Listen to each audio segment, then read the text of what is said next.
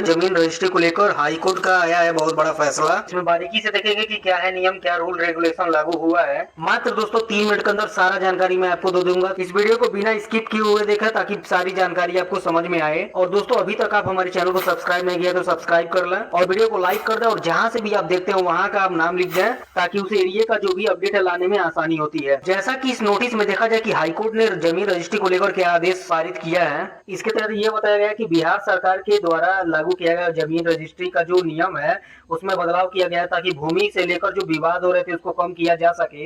इसमें नया बदलाव ये किया गया है कि बदलाव के तहत अगर आपके जमीन पे ही, अगर आपके नाम पे ही वो जमीन हो तो ही आप उस जमीन को बेच सकते हैं। जैसा कि दोस्तों आप लोग जानते थे कि पहले जमीन की रजिस्ट्री क्या होती थी, किसी के नाम पे था तो आपके नाम पे आसानी से जमीन की जो रजिस्ट्री से हो जाती थी। उसके बाद से उस नियम को बदलकर दूसरा नियम ये रख दिया गया था कि आप जमीन की रजिस्ट्री तभी करा सकते हैं जो जमीन मालिक है यानी कि रैयत है वो जब जिंदा हो वो आपके नाम पे कर दें तो ही जमीन की रजिस्ट्री आसानी से होती थी। देखते थे कि कितना ही जमीन रजिस्ट्री की जो भी केस है वो सारा पेंडिंग हो रहा था। और जैसा कि हम आपको बता दें कि बिहार में लगभग 80% लोग ऐसे हैं जिनका जो जमीन है वो की पूर्वजों का दिया हुआ है, जिनके जो रैयत हो अभी जिंदा नहीं है। तो ऐसे में क्या होता दोस्तों कि जमीन की रजिस्ट्री उनके नाम पे नहीं हो पा रही थी। तो इसी को देखते हुए हाईकोर्ट द्वारा फैसला आया है कि अब क्या है कि जो भी रैयत है, रैयत हो या ना हो, जिंदा हो या ना हो, अगर डॉक्यूमेंट आप उनको जमा करते हैं वंशावली के द्वारा जिससे ये पता चलता है कि आप उन्हीं के वंशज हैं, तो अब आपके नाम पे जो है जमीन रजिस्ट्री कर दी जाएगी। कोई प्रॉब्लम नहीं होगा, पहले जैसे परेशानी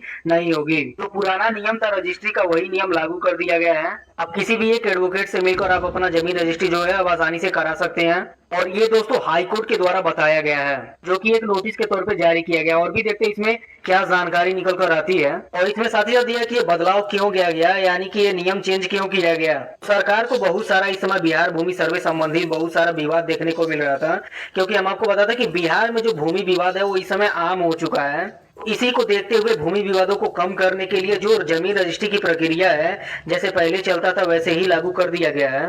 इसमें देखेंगे कि क्या क्या बदलाव किया जाएगा। जैसे कि पहला है आधार एवं भूमि सत्यापन का प्रत्यापन, यानी कि भूमि रजिस्ट्री के लिए आधार कार्ड का छाया प्रति, भूमि स्वामित्व का जो सत्यापन है ये दोनों अनिवार्य कर दिया गया है। और दूसरा चेंजेस ये है दोस्तों कि हम पहले स्टाम्प खरीद लेते थे और उसमें रजिस्ट्री करवा लेते थे, लेकिन इसमें भी चेंज हुआ है। अब क्या है कि स्टाम्प पेपर के स्थान पर इलेक्ट्रॉनिक स्टाम्पिंग का अनिवार्यता कर दिया गया है, जिसके कारण दोस्तों रजिस्ट्री जो प्रक्रिया अधिक सुरक्षित और पारदर्शी होगी। साथ ही साथ दोस्तों जमीन रजिस्ट्री को डिजिटल करने का भी प्राथमिकता दिया जा रहा है। दोस्तों आप ऑनलाइन माध्यम से ही जो नक्शा है और रसीद अपलोड कर सकते हैं। तो क्या है कि दोस्तों ये जो प्रक्रिया है ना और जल्दी हो जाएगा और फास्ट हो जाएगा, जल्दी जल्दी ही रजिस्ट्री होगी। तो इसको लागू होने में टाइम भी लग सकता है, कोर्ट इस पे कुछ और सुनवाई देगा, शायद हो सके कि ये डेट भी बढ़ा सकता है कोर्ट। तो कुछ ये थे दोस्तों हाई कोर्ट से संबंधित जो कि नोटिस के माध्यम से अपलोड किया गया है साइट पे। तो ऐसा ही वीडियो देखने के लिए दोस्तों चैनल को सब्सक्राइब करें। जैसा कि आप लोग जानते हैं कि मैं लगातार बिहार से संबंधित अच्छे अच्छे वीडियो लाता रहता हूं।